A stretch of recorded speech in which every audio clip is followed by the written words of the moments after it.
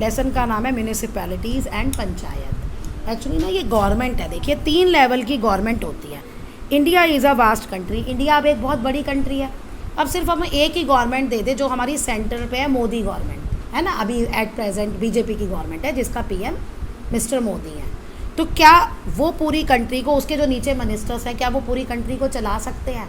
इतनी बड़ी कंट्री को नहीं चला सकते, गवर्न नहीं कर सकते, एक गवर्नमेंट सफिशिएंट नहीं है।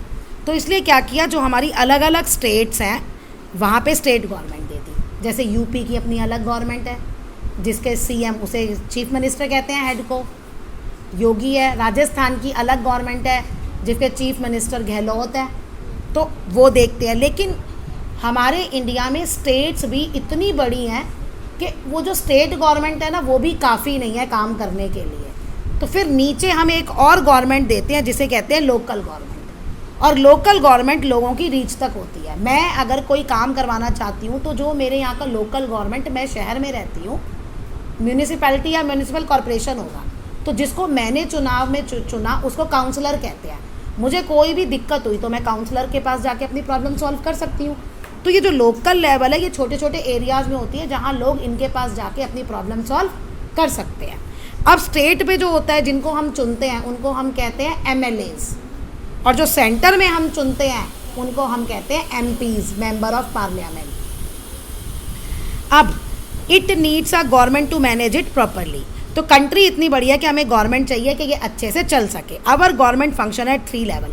तो इंडिया में 3 लेवल पे गवर्नमेंट है, national level, state level, local level. At the national level यानी पूरी कंट्री के लिए एक ही गवर्नमेंट है जिसको हम क्या कहते हैं, सेंट्रल गवर्नमेंट। और it is based in new Delhi. New Delhi मतलब जो जितने भी ऑफिसेज हैं ना और जो सारे मिनिस्टर्स हैं वो मोस्टली न्यू दिल्ली में ही रहते हैं। It deals with the matter that concern the country as a whole. ये कौन से मैटर पे काम करती है, किन बातों का ध्यान रखती है, जो पूरी कंट्री के लिए इम्पॉर्टेंट है।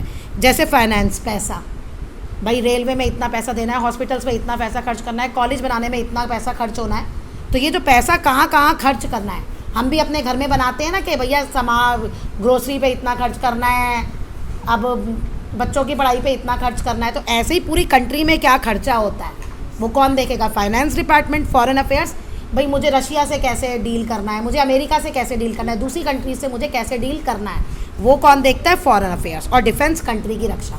अब कंट्री की रक्षा कोई एक स्टेट तो नहीं कर सकती ना। यूपी तो कहेगा भी जी मैं अपनी बाउंड्री की रक्षा करूँगा, राजस्थान कहेगा मैं अपनी बाउंड्री की रक्षा करूँगा। पूरी कंट्री की रक्षा कौन करेगा? तो जो पूरी कंट्री की गवर्नमेंट जो पूरी कंट्री का ध्यान रख रही है वो करेगी। तो इसलिए सेंट्रल गवर्नमेंट वो है, वो अफेयर्स देखती है जो पूरी कंट्री के लिए इम्पॉर्टेंट होते हैं। Next government at the state level. State level पे जो गवर्नमेंट होती है उसे हम स्टेट गवर्नमेंट कहते हैं। Each state has a state government. हर एक स्टेट की अपनी एक स्टेट गवर्नमेंट है। And it deals with the matter that contains health, education and transport in state. जो स्टेट में हेल्थ का है, हॉस्पिटल्स वगैरह, सेंटर भी देखती है और ये स्टेट भी देखता है, ठीक है। और एजुकेशन, स्कूल्स का काम, और ट्रांसपोर्ट, बसेस कौन सी चलानी है। बसेस तो सबके, रोड ट्रांसपोर्ट स्टेट गवर्नमेंट के अंदर है ना। सुना है ना, ये हरियाणा रोडवेज़ की बसेस है, ये यूपी रोडवेज़ की बसेस हैं, तो ये स्टेट के अंदर आता है। ये सारा काम स्टेट देखती है। लोएस्ट लेवल है जिसे हम कहते हैं local government. Looking about the governance in village और अ टाउन। शहर में या गाँवों में जो गवर्नमेंट होती है उसको हम कहते हैं लोकल गवर्नमेंट। और पूरा ये चैप्टर लोकल गवर्नमेंट के बारे में ही है।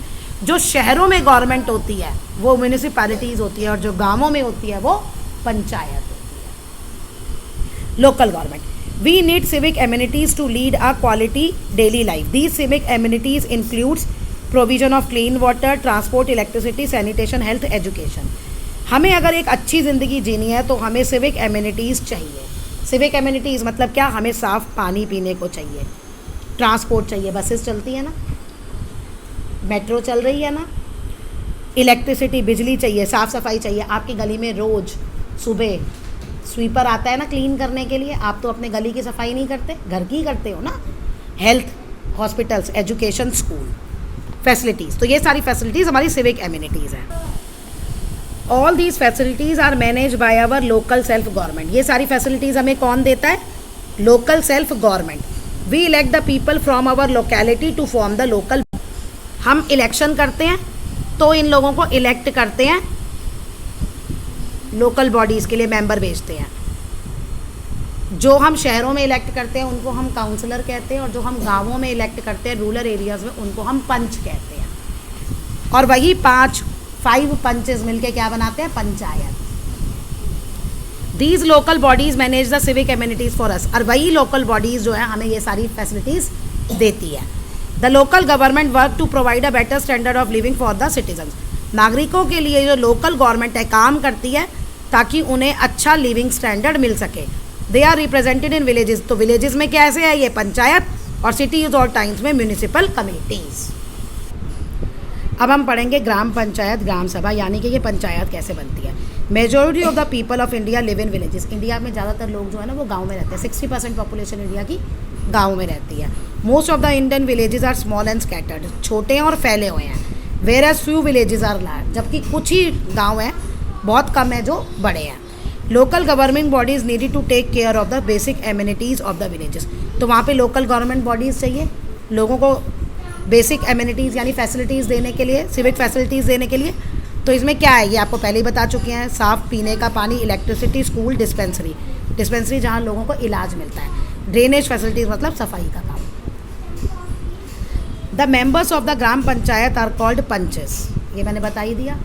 पंचेस 5 मिला के तभी नाम बना है पंचायत, तो उनको पंचेस कहते हैं। और ये कितने होते हैं? 5 नंबर। जो पीपल इंडिया विलेज में रहते हैं और 18 ईयर्स से बड़े हैं या उन 18 ईयर्स के हैं या उससे ज़्यादा है, वो इन पंचेस को इलेक्ट कर सकते हैं। यानी गाँवों में जब पंचेस का इलेक्शन होगा तो वोट कौन देगा? जो गांव में लोग 18 साल या 18 साल से ऊपर के हैं वो वोट देंगे। There must be at least 1 women member in the gram panchayat, अब ये रूल बना दिया कि कम से कम एक औरत होनी चाहिए उन 5 पंचों में। These elected members further elect pradhan और सरपंच, यानी कि ये 5 अपना एक हेड चुनते हैं और उस हेड को क्या कहते हैं? प्रधान या सरपंच। ग्राम पंचायत इस अच्छा, ग्राम सभा कौन है? जो एडरली मेंबर्स होते हैं ना विलेज के। एक्चुअली ग्राम सभा जो लोग सारे इलेक्शन देने में जाते हैं ना, उनमें जो बनाते हैं कमेटी बड़े लोग, वो होते हैं ग्राम सभा।